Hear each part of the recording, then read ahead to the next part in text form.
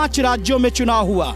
असम में दूसरी पार्टी जीती, पुडुचेरी में दूसरी पार्टी जीती, केरल में दूसरी पार्टी जीती, बंगाल में ऐसी पार्टी जीती जो जीतने के बाद, प्रचंड बहुमत लेने के बाद पूरे बंगाल के अलग अलग हिस्सों में जिस तरह की परिस्थितियां सामने आ रही है, गैंगरेप किया जा रहा है, अगवा किया जा रहा है, आग लगाया जा रहा है, चिन्हित करके विपक्षी कार्यकर्ताओं, भारतीय जनता पार्टी के जो बूथ अध्यक्ष है, भारतीय जनता पार्टी के जो मंडल के अध्यक्ष हैं, उनके घरों पर चढ़कर उनके साथ बुरा बर्ताव किया जा रहा है, घर से निकाल कर उनको मारा जा रहा है। भारतीय जनता पार्टी कार्यालय पर चढ़ने का प्रयास किया गया।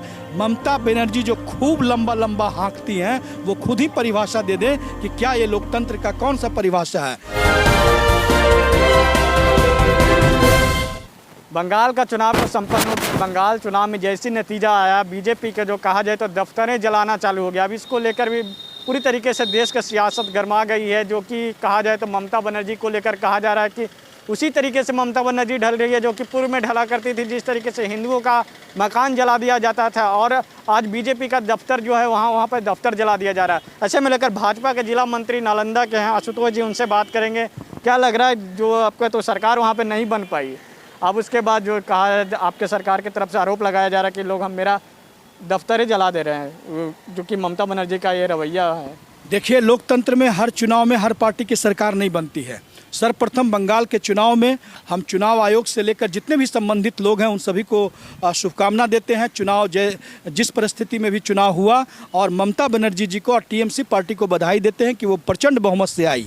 लेकिन एक सवाल खड़ा होता है, चुनाव केवल बंगाल में ही नहीं हुआ, 5 राज्यों में चुनाव हुआ।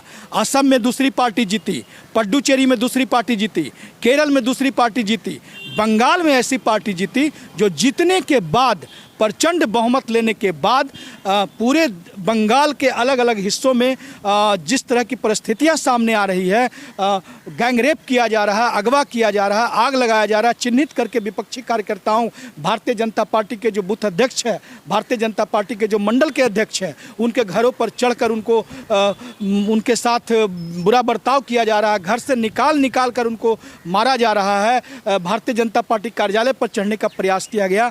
ममता बनर्जी जो खूब लंबा हाँकती हैं, वो खुद ही परिभाषा दे दें कि क्या ये लोकतंत्र का कौन सा परिभाषा है। आपको जीत हुआ, आपको बहुत बहुत बधाई और शुभकामनाएं। भारतीय जनता पार्टी जो लक्ष्य बनाई थी, उस हार को हम स्वीकार करते हैं। हम 3 सीट से यात्रा शुरू किए थे, 77 सीटों का जनादेश मिला। हम मजबूत विपक्ष के रूप में बंगाल के जनता का सेवा करेंगे, और जो सोनार बंगला बनाने का लक्ष्य हमारे माननीय प्रधानमंत्री जी अमित शाह जी, जेपी नड्डा जी ने रखा था, उसके निमित्त हम काम करेंगे। लेकिन कोई भी सुशासन, कोई भी लोकतंत्र हिंसा के सहारे नहीं चलती। और अभी की जो परिस्थितियां हैं, भारतीय जनता पार्टी कोर्ट गई है कि अब हमारे व्यवस्था में न्यायालय ही एक सर्वोपरि है, जहां पर हम लोग जान माल की भीख मांग सकते हैं। कारण बंगाल में सभी लोग असहाय नज़र आ रहे हैं, और 48 घंटों में जितना नरसंहार हुआ है, ये शायद बंगाल के इतिहास में पहली बार होगा। ये नरसंहार के पीछे किसका षड्यंत्र है, जो सरकार में बैठी हुई है, या कि और पार्टी का षड्यंत्र? देखिए, आप खुद सोचिए कि जब चुनाव का परिणाम आ गया, प्रचंड बहुमत मिल गया, 2/3 सीट मिल गया, और बंगाल में तीसरी पार्टी कोई है नहीं। लेफ्ट का सफाया, कांग्रेस का सफाया, फुरफुरा का सफाया, ओवैसी का सफाया, तो कौन है? भारतीय जनता पार्टी अपनी चिंतन करने में है कि किस तरह हमको लक्ष्य तक नहीं पहुंच पाए। यह पूरा टीएमसी के गुंडों का हाथ है कि उन लोगों ने चिन्हित करके भाजपा के कार्यकर्ताओं को प्रताड़ित करने का प्रयास किया है, एक विशेष लक्ष्य के तहत, कि आने वाले समय में भाजपा का झंडा कोई उठाने से पहले 5 बार सोचे। ये परिस्थितियां हैं बंगाल की। ऐसे लोकतंत्र हम लोग जिंदा नहीं रख सकते हैं, ऐसे लोकतंत्र को हम लोग जीवित नहीं रख सकते हैं। और ये लोकतंत्र के लिए टीएमसी पार्टी एक कलंक है, और वो जनादेश का अपमान कर रही है। जो जनादेश उनको मिला है, वो बंगाल को आगे ले जाएं।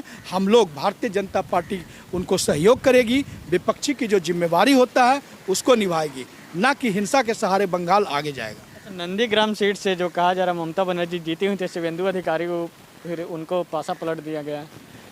देखिए, अगर सारे सीटों का एनालिसिस किया जाए, और हम तो यहाँ तक कहेंगे कि अगर फिर से काउंटिंग की जाए, तो अभी भी भारतीय जनता पार्टी की सीटों की संख्या 120 प्लस होगी। लेकिन चुनाव आयोग घोषणा कर चुकी है, हम सभी को पता है कहाँ कहाँ गड़बड़ी हुई है। लेकिन हम लोग वैसे लोग नहीं हैं। चुनाव आयोग का सम्मान करते हैं, लोकतंत्र का सम्मान करते हैं। चुनाव आयोग का आप लोग सम्मान करते हैं। बिहार का जो मुख्य विपक्ष पार्टी है आरजेडी का तो चुनाव बीजेपी आयोग बन गई है। देखिए, कुछ विपक्षी पार्टियों का काम है अनायास तर्क कुतर्क बयानबाजी करके अपने आप को राजनीतिक जो मार्केट होता है उसमें अपने आप को जीवित करना।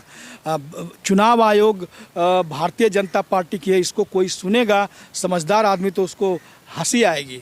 चुनाव आयोग एक स्वतंत्र संस्था है और चुनाव आयोग केवल बंगाल में ही चुनाव नहीं कराई, ऐसी जगह भी चुनाव कराई है जहां भारतीय जनता पार्टी की संख्या शून्य है, वहां हमको एक भी सीट नहीं मिला।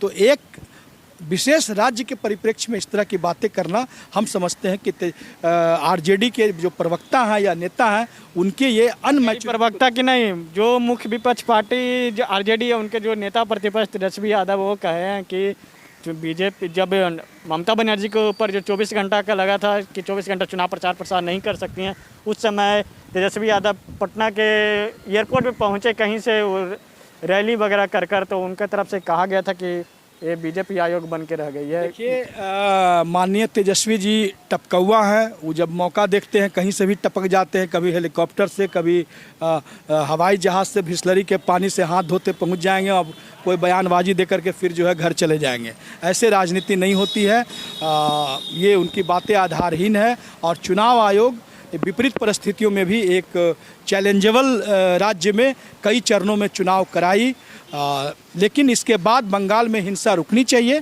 और बंगाल वासियों का विकास जो है वो आगे ले जाने की आवश्यकता है।